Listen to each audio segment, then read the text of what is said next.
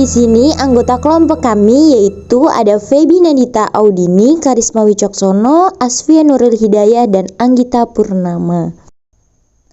Etika berasal dari bahasa Yunani kuno yaitu ethos, sedangkan dalam bentuk tunggal yang berarti adat, kebiasaan, adat istiadat, akhlak yang baik.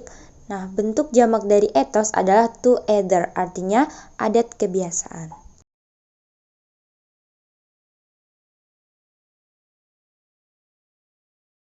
Oke, jadi etika adalah nilai moral dan norma yang menjadi pedoman, baik bagi suatu individu maupun suatu kelompok, dalam mengatur tindakan atau perilaku, atau dapat disimpulkan bahwa etika adalah suatu norma atau aturan yang dipakai sebagai pedoman dalam berperilaku di masyarakat bagi seseorang terkait dengan sifat baik dan buruk.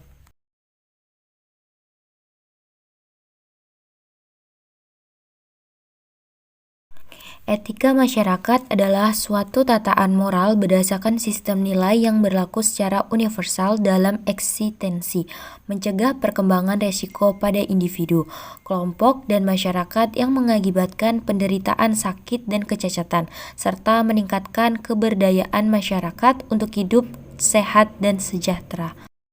Berikut adalah kasus yang akan kami bahas, yaitu kasus pelanggaran kode etik, yaitu kasus malpraktik dokter Rusia salah amputasi kaki pasien.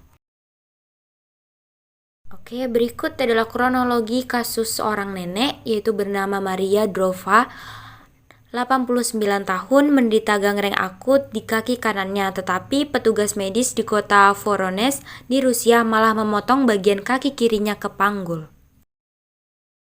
Setelah menyadari kesalahannya, 3 hari kemudian tim medis mengamputasi kaki kanan yang terinfeksi, lalu menutupi kesalahan operasi bedah mereka, kata putra korban yang mengetahui adanya malpraktik tersebut.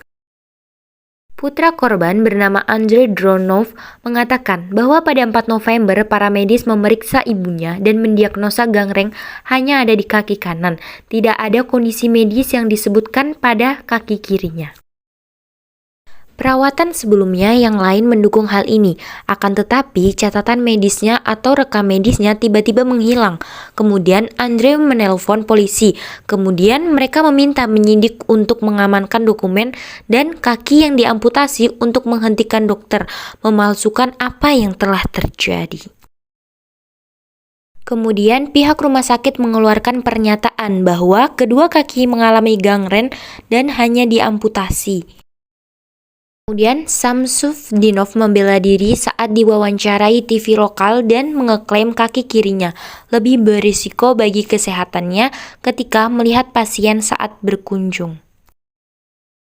Namun Andre mengatakan bahwa dia berbohong.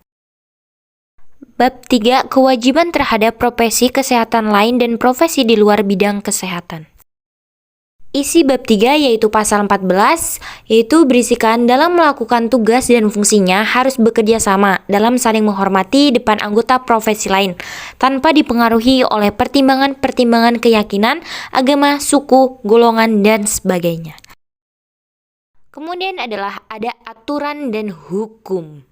Kemudian ada pasal 263 KUHP, yaitu barang siapa yang membuat surat palsu atau mempalsukan surat yang dapat menerbitkan sesuatu pembebasan utang atau yang boleh dipergunakan sebagai keterangan bagi sesuatu perbuatan.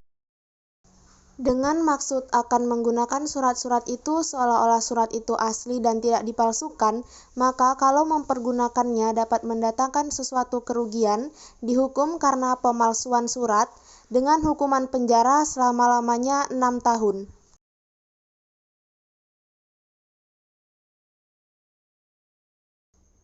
Tindakan pemerintah terhadap pelaku pelanggaran. Pemerintah seharusnya memberi sanksi terhadap dokter dan pihak rumah sakit itu, di mana untuk dokternya mungkin tidak diizinkan praktek lagi, dan untuk rumah sakitnya diawasi dengan baik lagi dan mendapatkan pengawasan lebih lagi. Solusi untuk pelanggaran etik. Pemberian sanksi, adanya pelatihan kode etik atau pelatihan dapat dilakukan untuk menciptakan kesadaran tenaga pelayanan kesehatan dalam mematuhi kode etik. Buat agenda bulanan terkait evaluasi, sebagai perbaikan setiap adanya resiko pelanggaran kode etik. Saling mengingatkan antar sesama berupaya saling meningkatkan pematuhan kode etik. Kesimpulan, menjadi profesi kesehatan masyarakat harus dapat dipercaya dan dapat membela apa yang mereka percaya dengan tujuan untuk mewujudkan keadilan sosial dan meningkatkan derajat kesehatan masyarakat.